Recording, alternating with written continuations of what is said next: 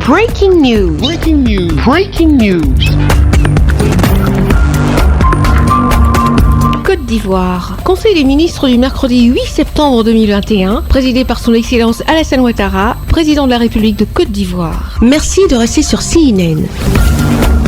Breaking news. Breaking news.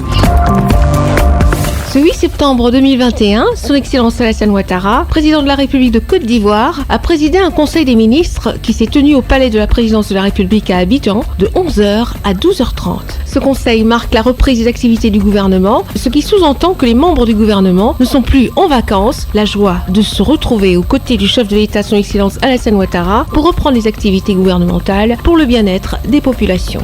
Je me sens très bien. Aujourd'hui est le premier conseil de ministres de la reprise des travaux, du travail du gouvernement et nous avons une très bonne séance.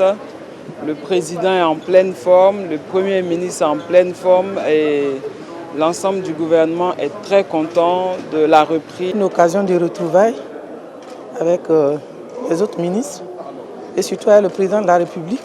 Et donc ça a beaucoup de joie que j'ai retrouvé le président de la République en pleine forme, prêt pour le travail, le développement de notre pays. Nous reprenons le service avec beaucoup d'entrain, avec beaucoup de bonnes perspectives de servir notre pays avec vigueur.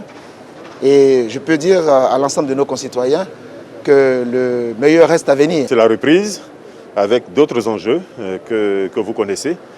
L'objectif étant le même, continuer à améliorer les conditions de vie de chaque Ivoirien partout où il se trouve sur le territoire. Le Conseil des ministres a tenu compte du principe qui consiste à prendre de grandes décisions pour répondre aux différentes préoccupations des populations, entre autres la lutte contre l'incivisme sur les routes, ainsi que celle qui a lieu à la construction et l'exploitation de la ligne du métro d'Abidjan. L'État de Côte d'Ivoire, vous en souvenez, a signé donc le 21 décembre 2019 avec la société de transport abidjanais Parail, la STAR, une convention relative à la construction et à l'exploitation de la ligne 1 du métro d'Abidjan, devant relier les communes d'Anyama et de Port-Boué sur un linéaire d'environ 37,5 km.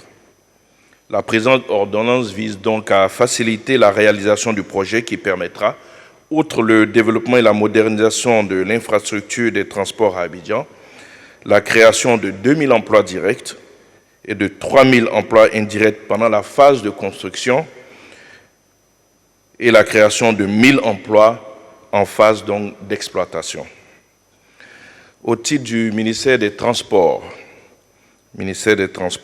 qui, vous le savez, a initié une vaste campagne de lutte contre l'incivisme sur nos routes. Donc, le Conseil a adopté une ordonnance portant donc règles applicables en matière de transport intelligent ainsi que sa loi de ratification. Le Conseil des ministres du 6 février 2019 a autorisé le déploiement sur l'ensemble du territoire national d'un système intelligent de gestion de la circulation routière dénommé Système de transport intelligent ou STI, qui est basé essentiellement sur l'application des technologies de l'information et de la communication au domaine du transport. Ce système vise à l'optimisation de l'utilisation des infrastructures de transport et l'amélioration de la mobilité, de la sécurité routière et de la sûreté.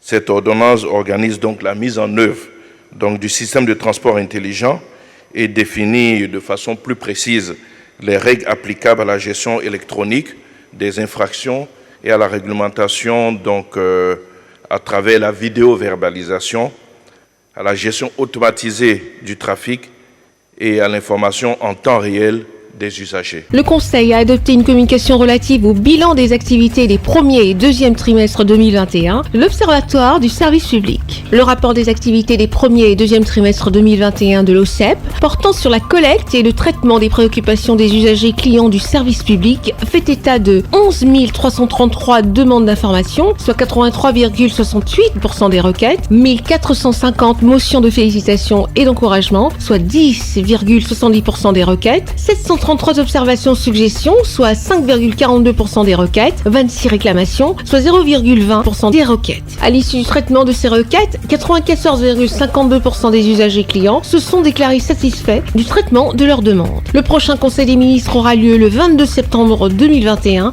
à Abidjan. Merci d'être sur CNN, la télévision autrement. Les programmes se poursuivent. Retrouvez en ligne toute l'info en continu sur C-Web Info, 100% info, non-stop.